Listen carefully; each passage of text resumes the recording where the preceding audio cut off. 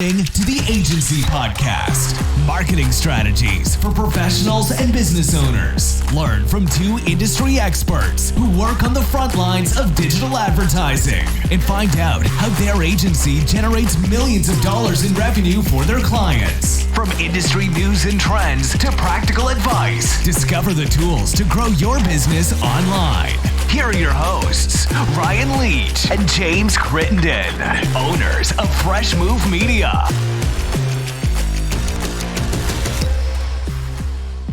All right, welcome to episode 9. No, episode 8. Jesus Start Christ. over. No, Cut. keep it in. Keep it in. Keep going. Oh, welcome to episode 8 of the Agency Podcast, marketing strategies for professionals and business owners. You still haven't gotten that down to, have you? I haven't memorized it yet, but we will. Maybe by episode 9 I will. Right. We are excited for today's podcast because we are going to be talking about reviews, the importance of reviews. Google reviews, particular. Yep. Yet it will span across multiple platforms like Amazon, YouTube. Reviews affect everything. Yep. But specifically Google, and also your Google My Business page and the impact that can have on people finding you in search. So let's dive right in. Right. So straight into reviews. Actually, no, let's start with the Google My Business because you need that first, obviously, before you have reviews. You primarily handle that for our clients. I'm not into the Google My Business, so I'll let you speak to that. You know, the first thing business owners need to do is make sure their page is verified, right? Because if it's not verified, you can't change correct information on it. It might look like it's changed on the back end, but it's not really changed on the front end until you're a verified page, right? How do you verify a page? Yeah, so the first thing you'll do is you'll go to your Google listing, right? And if it's unclaimed, it'll actually say on there, claim this business, right? So you want to click on that. And by the way, what I'm describing right now with a simple Google search, actually, there's like a million articles out there, a million blogs that describe this exact step-by-step process, but your very first thing is claiming the business, right? And so if a former employee or somebody else you've worked with has already claimed the business and it's under a different email you don't recognize, then you're going to have to take some steps to claim that back. Yep. And what are those steps? Say if someone Googles and disgruntled employee or competitor claimed your business. Yep. So the first way, and probably the most effective way specifically with Google is going to be to have them call the phone number that's on the listing if it's accurate, right? So if that's accurate to your business, that's one way to do it. It's an automated system. There's a couple things or a couple times that doesn't work though. In the case of like if you have an automated phone system and Google's automated messaging gets all mixed up because it's like press 1 for this, press 2 for this, press 3 for this, that can be a problem. The other way to like officially verify, and this is actually going to be the case even after you claim. So claiming the profile is one thing, right? But once you actually claim it, you also have to make sure it's verified. And the way that they'll want you to verify it is with a physical postcard in the mail. So like Nextdoor. Yes. Yeah. And the reason they're doing that is Google wants to make sure this is a like physical, the address is correct. It's a physical location. You're not just putting some random address down that you don't actually represent. The challenge here with this, and this is where with everything that's happened with the pandemic, you have to take all of this with a grain of salt because it's a fluid situation. The business owners we've been working with Fresh Move have experienced a lot of challenges the last couple months with getting locations they have verified. They're either not receiving the postcard when they request it, or they're getting the postcard and then it's not working. So the main reason for this is obviously all of these big companies like Google have furloughed a ton of employees. There are also people working remotely. Their call centers, I mean, especially, you know, a company like Google relies a ton on call centers in India.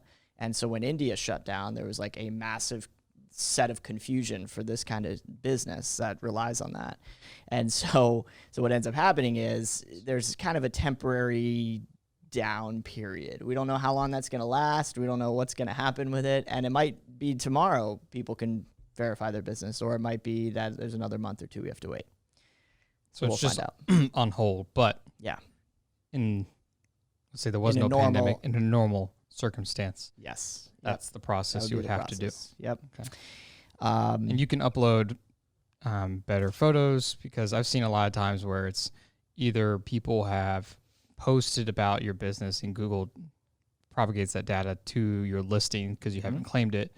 And it's usually pixelated photos, or it's the Google Street car view, which might not even be your business because their algorithm messed up or whatever. And it just looks like crap. Yep. Or it's an outdated photo. So you should always be updating those photos on there. Yeah.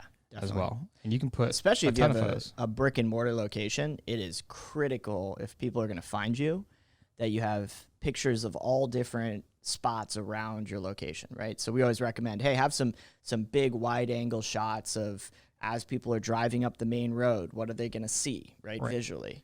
What are some key landmarks for them to look out for? Inside as well. Google offers that. And I just realized that I'm looking at our Google listing right now that they figured out. I don't remember. I remember uploading these photos, but I don't remember marking this as inside. They put one of the photos that we took for inside, and they marked it as inside. Wow. That's interesting. So you should also upload inside photos as well. Yep. Yeah, that way clients, when they come into your location, they know exactly what they're looking for. They feel more comfortable knowing what's where, and don't feel out of place. A lot of people that's just the attitude of the consumer marketplace at the moment. So so Google my business. Yep. That's the other thing is there's opportunity on there to list your services, right? So making sure that your services have key search terms in them that people will be actively searching for that given service. We have it on ours. Ours is website designer, website design, film production, graphic design services, social media management services, brand development, content strategy, and app dev or app development. Yep. So make sure that it's in there and make sure it's in a way that while you might be, let's say you're in a really technical field and internally you might call something a service, right, that you offer, you might call it one thing internally, but you got to put those services on there in a way that people would actually be Googling them.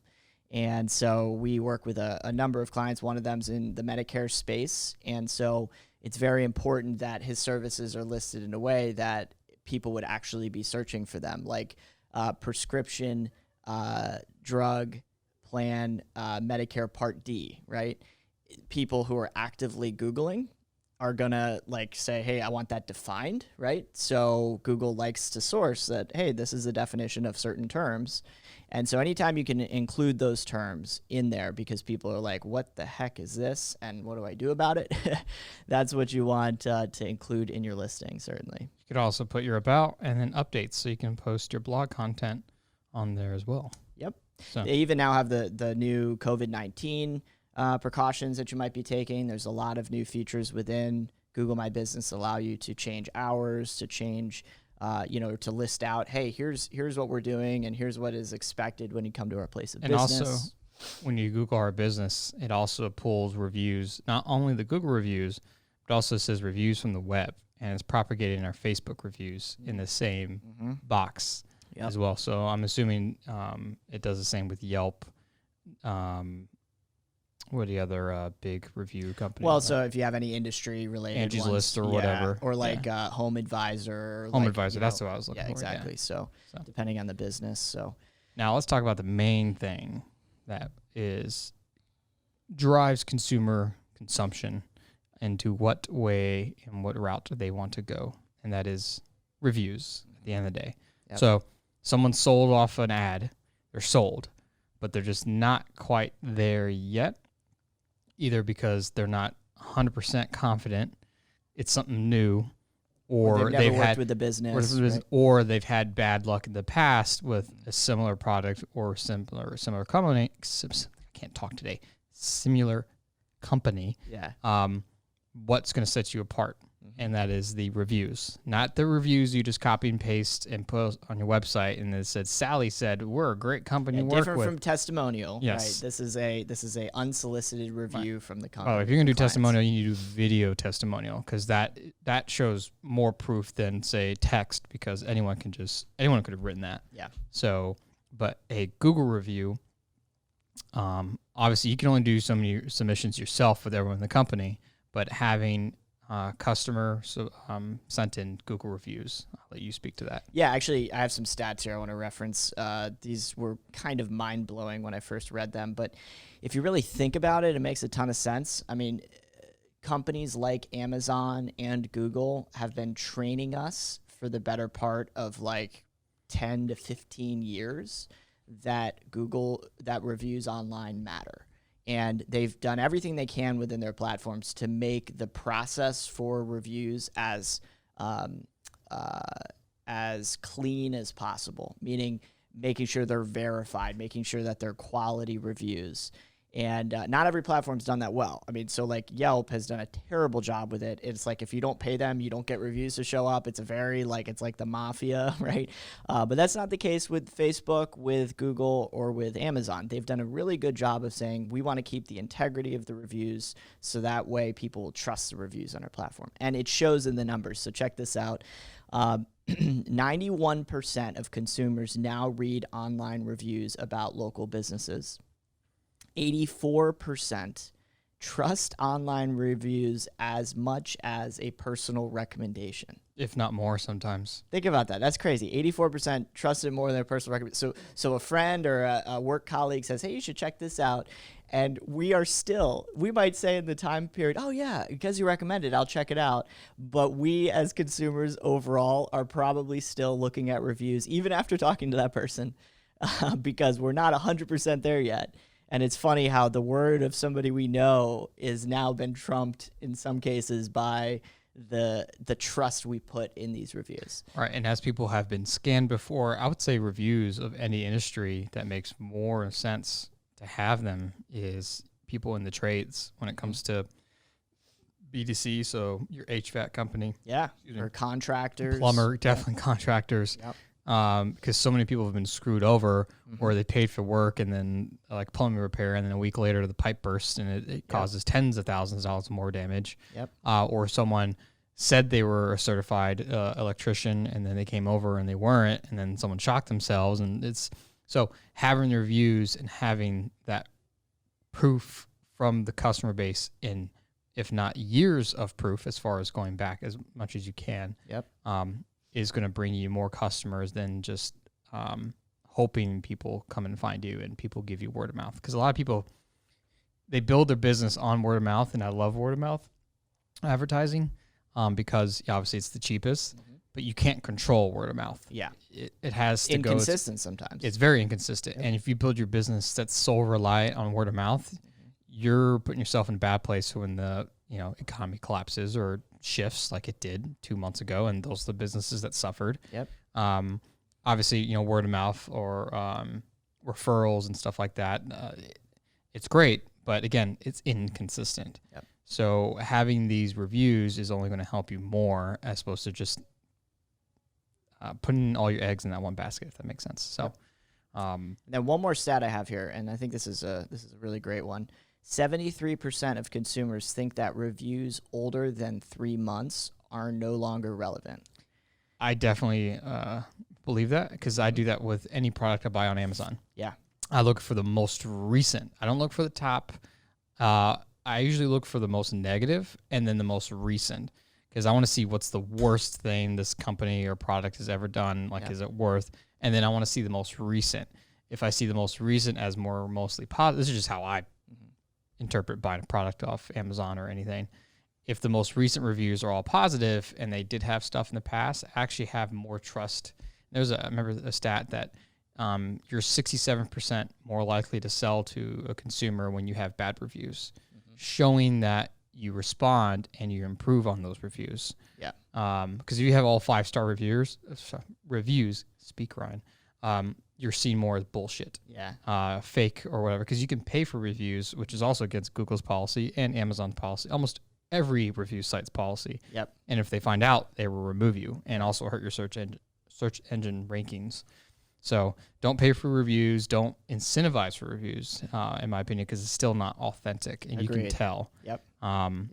So we can get more into how to get reviews, but it's still focused on the talking about the reviews and the mindset.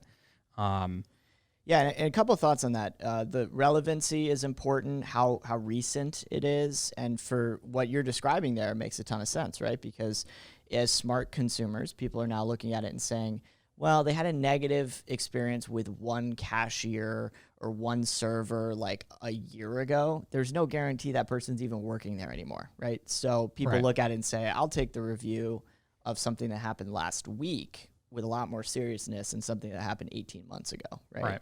And so what's important about that as a business owner is if you have a bunch of reviews, you went like on a review mission, like, because a lot of business owners would do this to say, like, review us, right? And put posters everywhere around their business and talk about it to every client. And they do it like hardcore for like 3 months. And then you try to live on those 3 months of reviews for the next 18 months. You're not going to be in a good place because those reviews will eventually be buried by new ones that may or may not be positive. So it needs to be an ongoing, constant effort to continue to get good reviews.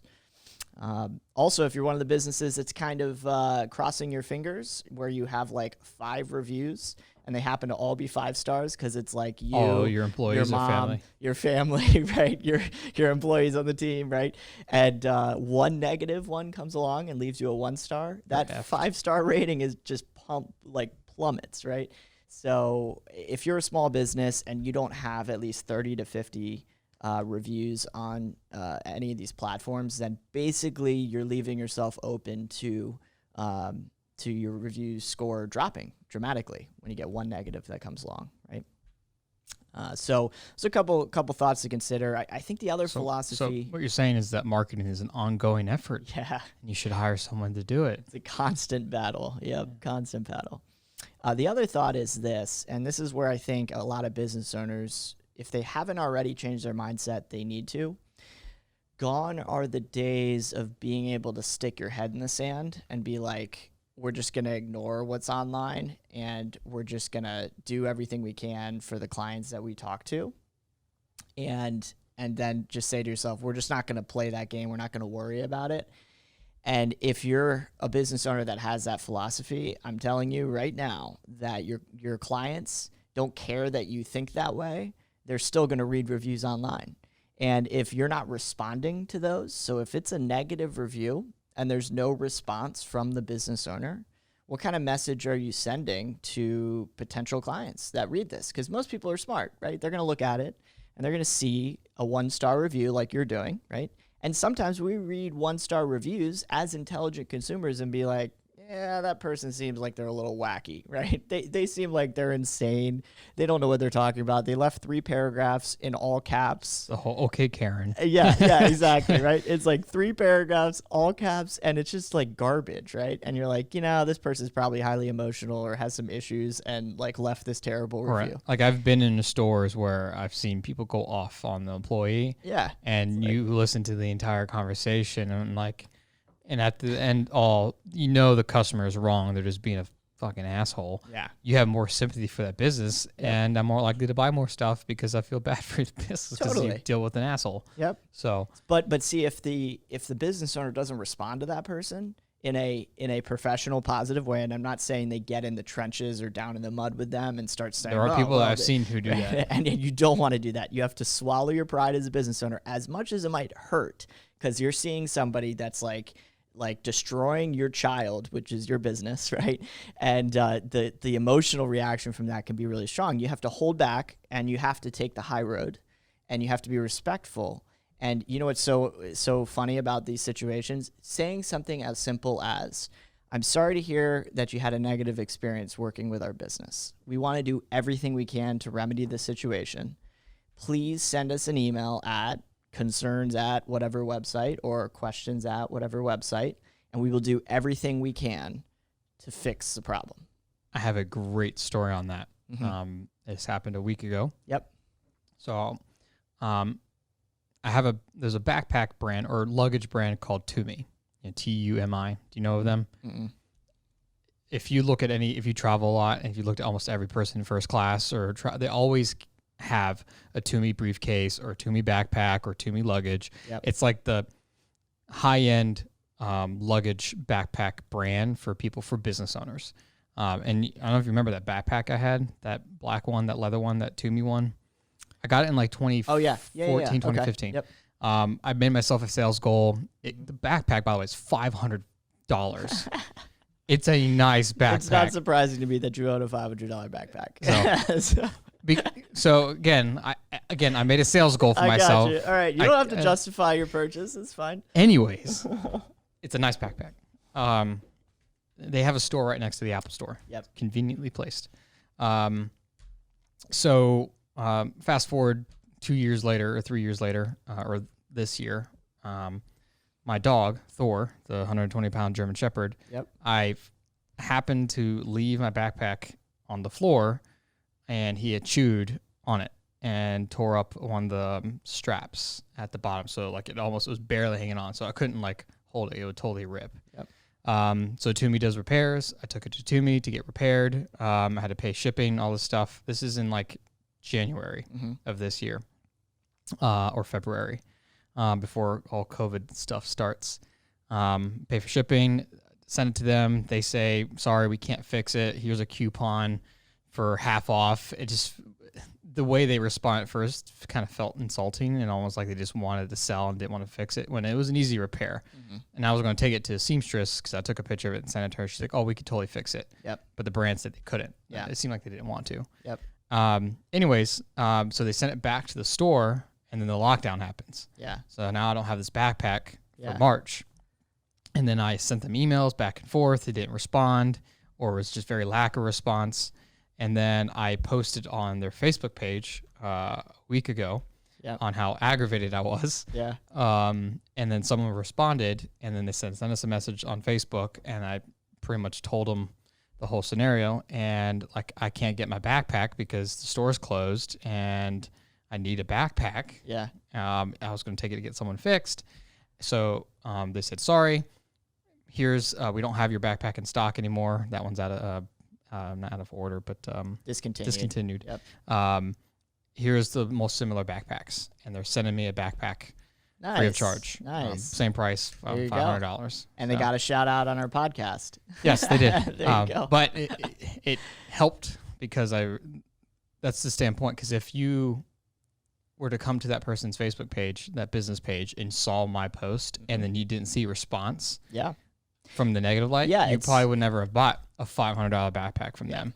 And so educated consumers, right, are looking at that now saying no response from the business says the business is not engaged and or doesn't give a shit about its clients, neither of which is a good thing for them to think about. And I will say, if the business does give a shit and you do post a review because you're not getting your service, one way to get them to respond effectively is to send them a review, kind of be like that asshole Karen a little bit. Yeah. If you're righteously being screwed. If you're just being an asshole to be an asshole, it's different. But well, and because of that, they've redeemed themselves in your eyes because they took care of you, right? Yes. So I will continue to buy their products the next time I need a $500 backpack. Well, the backpack I'm set. I mean, they're pretty much nice. But like I do plan on buying some luggage when travel starts, and it makes sense for me to spend that amount of money on a luggage.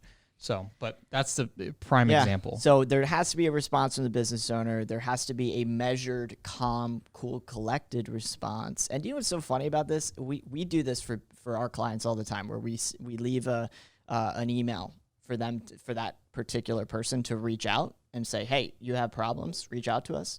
It's funny how like 90% of the time that person never reaches out, because what they really wanted to do was just come to the page, complain, and bitch and moan about it, right? And then it's like, they disappear, and then they don't come back, right? And so that's something to definitely look out for. And by the way, we find that it's like, man, when that happens, at least leaving some kind of email, some kind of answer says to that third-party client, okay, this business is going to remedy the situation. They're going to do something about it. So just in general, the way, and so how do you get reviews? Yeah, I won't go into this too much, but just so people have an idea, when we do review, solicit our customers' clients for reviews, our clients' customers for reviews, the way we do it is through a email drip campaign that's asking sending people to a landing page to survey their experience, right? To rate it 1 to 5 stars, what their experience was like. Obviously, if they leave a favorable rating, whether that's 4 or 5 stars or whatever kind of metrics we want to set, then we encourage them to go to a series of different websites to leave a review. And it gives them all the instructions for how to do it. That's what our software does for them, which is really great. Makes it super easy for people to leave a review. But what's important about this is if somebody leaves some kind of negative review, part of the software pops up and gives them a feedback box for them to basically say, hey, what's the problem? And it allows them to put private feedback to the business rather than going to a review site and slamming them and getting a 1-star review. Now, is it possible that person might still seek out Google and leave a negative review? Potentially, but since there's a spot for them to send private feedback to that business, and as long as the business responds to that feedback, the likelihood of that person going and leaving a negative review is much lower now, right? And so the biggest thing with the way we do it is they're real, genuine reviews, which is important. Like you were saying, not purchasing reviews, right? Because fake reviews can get you in a world of trouble with these platforms. And then second, that there isn't an exchange. There isn't a quid pro quo of you get a gift card if you leave a review. Because if you do that exchange, then first of all, these sites really don't like that if that's the case. And you're probably not going to get as genuine a review as somebody who is just truly reviewing because of they're going to over review. So be overly explicit as far as why they like it. Yeah. And then when someone reads that, like, wait, that seems or sounds like it was bought, paid for. Yeah, exactly. So. Yep. But I mean, there's also a lot of things a business owner can do internally, right? I mean, you can incentivize your employees, for example, to get their customers that they're talking to leave a good review. One way we like to recommend to businesses to do that is to tell their customers that they interact with to mention their name. It's like, hey, go ahead and mention my name when you leave the review. It'll make me look good to my boss. And it's hilarious how customers are more likely to leave a review for a person, right, versus for a business. Because again, it's the human element. Yeah. So. It's like they might like the plumbing company, but they really liked the person they actually got to work with. That's the person they developed the relationship with. So while they might leave a review to help the plumbing company, they're definitely going to leave it to help Joe Plumber that they had the relationship with. So some things to consider there. And I mean, ultimately, the most important thing reviews is to realize that it's an ongoing process.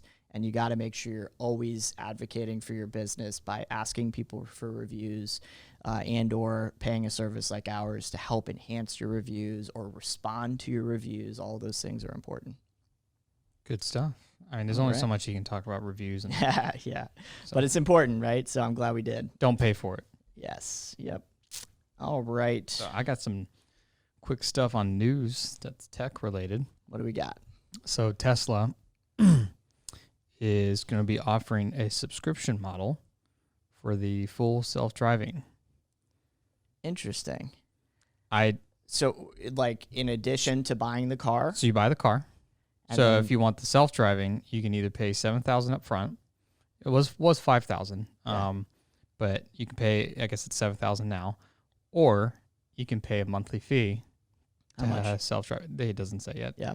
Obviously, in the long run, you'll be paying a lot more because it's forever. Yeah. So a lot of things seem like a lot of subscription. I mean, there's a lot of money for Tesla in that if they do that and they pull it off. So many people go into the subscription model. It's like absolutely.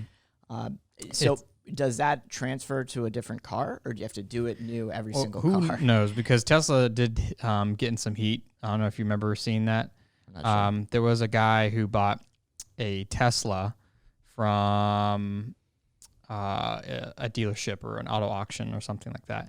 And it was advertised as having the full self-driving installed, which it was because the previous owner had paid for it. And then this guy bought and paid for that price, included into the price of the car. So it was like a private seller relationship? Yes. So, okay, that's what. All right, yeah. And then Tesla found out it was a new owner, and Tesla removed the full service or the full driving from his car, even though he paid for it. Yeah. He then went back to, it was a huge fight, and then people got pissed off at Tesla. It's like, wait, so you're going to do that every single time someone sells a car? It almost devalues the car because people pay for that. So and they eventually turned it back on. Yeah. But after like a threat of lawsuit and stuff like that, mostly who was wrong in it was who would have to pay would have been the dealer because it was advertised as having it and then it went away. Yeah. But imagine getting your car and then you pay like, and then 2 days later it's just boop, gone. Now you just have a pretty expensive electric car that doesn't self-drive. So, in the battle of subscription, with Disney Plus, Hulu, which by the way, when you pay for Hulu, it still shows you ads. It's the ad version if you're doing the bundle. You can pay separately for the ad-free version, right? But if you do like the Disney Plus bundle with ESPN Plus and Hulu, it includes ads. Now, do you know what I found out, though, actually, on the ads thing? I realized that I was getting a huge number of ads, like way more than I used to, which, by the way, I think they've just increased the number of ads over the last several months compared to like everyone's at home watching. Year. Yeah, and so, but I noticed that when you binge, so I was going through Always Sunny in Philadelphia. I was on season 9 or whatever, and I rolled through like an entire season. Jesus Christ. So what happens? I go through the whole season, and by the time I get to the end of the season, it's basically skipping ad breaks. It's almost like Hulu saying, listen, you're committed. You've thrown a lot of time our way, so we're going to do you a solid and not give you an ad break right now. That's someone who's in the software side of things who understands and does the same thing themselves. So they do that. Yeah, they're like, it would be really annoying if we kept these ads up. So I could see this, people hating it and not liking it at the same time, but you don't need it to drive a car because it's just the self-driving. And they're the first people that really do it, so who knows how much it's going to be. So that's the curious thing. So I would pay for it up front, 100%. If it comes to paying subscription, I would pay the subscription to test it out to see if I actually like it and if I actually use it. And if I don't use it, then I would. Yeah. If you're doing a lot of commutes, I can see paying for that. But if you're driving, like my commute's 8 minutes, I really don't need it. So anyways, the last one I have for today is Apple. Apple, a few weeks ago, I believe it's going to be featured at their next product launch. But Apple glasses. Okay. Kind of like Google glasses. Okay. But the leaks I've seen so far, they look a lot more, they actually just look like regular glasses. Like, I don't think this version is going to have stuff that shows up on the display, but some of the sensors in the glasses are going to be something to do with your, it's not 100% on what it's going to have and not have. Sure. But from a consumer standpoint, it's definitely going to outperform Google Glass because Google Glass, you just look like a damn idiot. Yeah. It was cool. It's still not around, right? I thought they got rid of it. They got rid of it. Yeah. But more wearable tech will be coming out as processors get smaller and they can optimize it. But people like to wear stuff. So the Apple Watch, I think, has made it, like when it first came out, it wasn't such a big thing. Now I see everyone has an Apple Watch because it looks nicer, looks sexier. Sure. So when you can make tech look sexy, then people will wear it. Yep. And I think that's why Google Glass didn't perform well, because it didn't look sexy. Yeah. You saw someone walk around like, what's his name from Star Trek? With the LeVar Burton. Yeah, the love actor. that dude. Yeah. But if you walk around looking like that, you're gonna freak people out. Yeah. And it's like you're an asshole just by looking at them. But the Apple glasses, the ones I've seen, at least the concept, I would wear them, and you wouldn't even know. And then they're gonna have just hilarious. They're gonna have a non-subscription version, so you're just wearing glasses just for the sake of it. So you can look nerdy, I guess. And then you can get. You could wear the glasses without the prescription. So it's just gonna be glasses. But it doesn't display anything because you're not paying for the subscription. Is that? No. It's just limited features. You're just paying. It's like there are people who buy glasses just to look smarter who actually don't need prescription. Sure. Yeah. So it's that. Okay. And then you can get the glasses with your prescription in it as well. With the tech in it. Yes. Oh, with the prescription in yes. it. Oh, okay. I see. Yeah. So your everyday glasses. I see. Yeah. So when I don't feel like wearing contacts, I would wear those. But again, I don't know if I would even buy those because I don't wear my glasses all the time. Yeah. So who knows? It might be a kickoff. It might not. But people bash the AirPods when they came out, but it's been Apple's top selling product. It made them billions of dollars. Yeah. And I've loved my AirPods. Yeah. You're welcome. You got them for me. I appreciate that. Speaking of sexy design, by the way, the inside of the SpaceX capsule. Wow. Oh, yeah. Wow. There's a difference when you have a private company and a government agency design something. It's like straight out of a sci-fi movie. It's impressive. Exactly. Even from the design standpoint, and Elon Musk, the way he talks, he says like for example with Tesla, their concept cars, he says always that when they design the concept, the final car, production car, is actually going to be cooler and nicer than the actual concept. Versus most auto manufacturers, they come up with a concept car and it's the coolest fucking thing on the planet, and like, yeah, I want that, and then they roll it out and it looks like a piece of, like you took an eraser and erased all the cool shit out of it. Yeah, and they've been doing that for years. He went the other way, and it's actually got a lot of people excited. Oh yeah, I mean it looks cool, and I mean I'm all for the private public, sector cooperation. It drove down the cost significantly.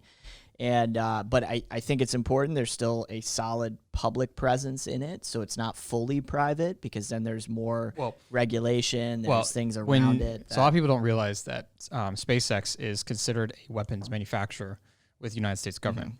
Elon Musk got a lot of heat for not hiring international engineers. Yeah, and he was deemed racist and all that stuff, but he literally legally cannot, because he is considered a weapons manufacturer. Yeah. And in the United States, you cannot hire foreign citizens to work at a weapons manufacturer. Yep. So when you're setting rockets that technically could be holding, or be considered an ICBM with a nuclear warhead, you have to be careful on that standpoint. So, but yeah, they are working with NASA.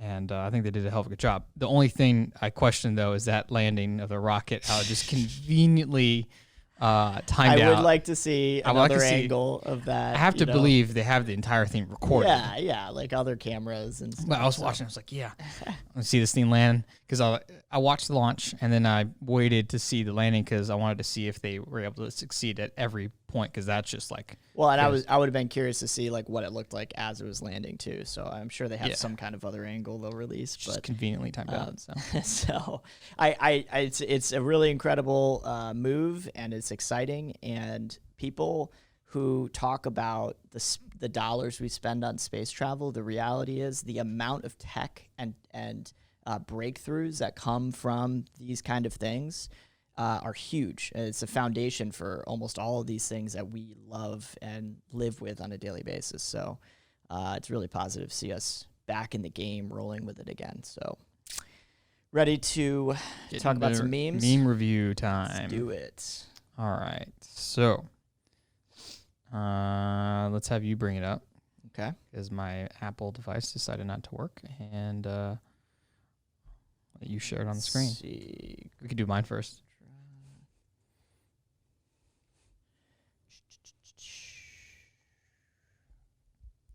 See if I can find it here. It's like 40 folders inside of folders inside of folders. It's highly organized. There we go. All right, episode 8. All right. Throw it up on the board here. So it's someone's screenshot of Netflix, and it says Netflix needs to fix this. Almost died laughing, and then it has I forget Sausage Party. Well, it has Michael Jackson. 25 anniversary, some video of him, and then next to it is Sausage Party, and then next to that is Home Alone. Oh God! It is the worst order of movies. Yeah, that's pretty terrible. It's a terrible. That is pretty terrible. All they'd have next to it is like Neverland or something related Jesus. to. So. Oh, that's terrible. Okay. And look, it says just for kids too. If you look at the category the person's looking at. And by the way, Sausage Party, that is like an explicit movie. Yeah, that it's definitely not a kids movie. That is not a kids movie. Isn't that with like Seth Rogen? Seth Rogen and all those whole the crew. stoners. Yeah. The whole crew. It's like, gosh. It is definitely not a kids movie. So okay. Netflix needs to fix their shit, because that's definitely that's pretty terrible. That's terrible. All right. All right, so cue the music. All right, so I'm deep in thought. Can I take a 50-50 here? Oh no. What's a 50-50? It's from Who Wants to Be a Millionaire. Oh. It's one of the lifelines. Oh, that's not it. That's the lifeline. Yeah, that's like phone a friend. We're gonna phone a friend, right? All right. No, I'm good. I know what it is. That's not the right sound, but go ahead.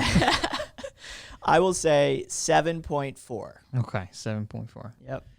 I like it. It's good. Okay. All right. All right. Now for yours. And mine. All right, this one has Yellowstone Park at the top, and it says earthquakes reported near Yellowstone National Park, and it's got a picture of Michael Scott from The Office softly saying, don't.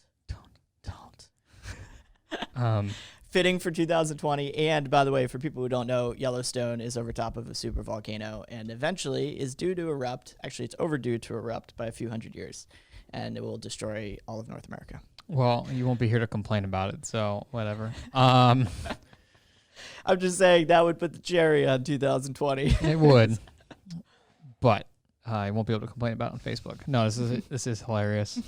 I died inside, like everyone would die if that thing actually exploded. I need to cue the music.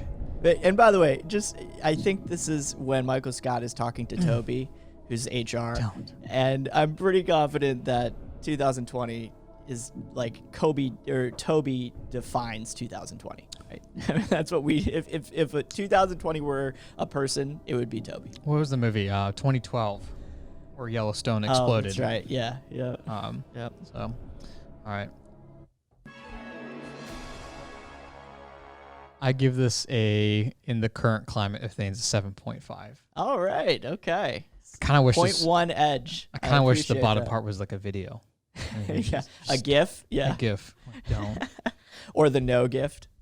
Speaking of which, I binge watched the entire season of Space Force. Oh, I did too. I thought it started off a little weak, but I did like it going into like episode 3 and 4. Yeah, I thought it got pretty fun. There were some parts of it that were just cringy as fuck, and then some parts were just god awful hilarious. Yeah, so. Yeah. I mean, I thought I think it was episode 4 was like legit laugh out loud. I was like, this is great, and it was like really clever, quick humor. But you got to stick through. If you haven't watched it yet, you got to stick through episodes 1 and 2, because 1 and 2 are like, they're setting stuff up, developing things, but character development. Yeah, but it's worth it after that. All right, that's so next week we're going to be talking at a deeper dive. Into LinkedIn. Yes, excited for that. We will have a special guest, a LinkedIn expert that we're excited to pick the brain of. And thank you all for your time. Hope you got some value out of this podcast, and we will talk to you all next week. And that's a wrap. Thanks for tuning in. Like what you're hearing? Then make sure to subscribe on iTunes and YouTube. Stay tuned to next week's episode from the Agency Podcast.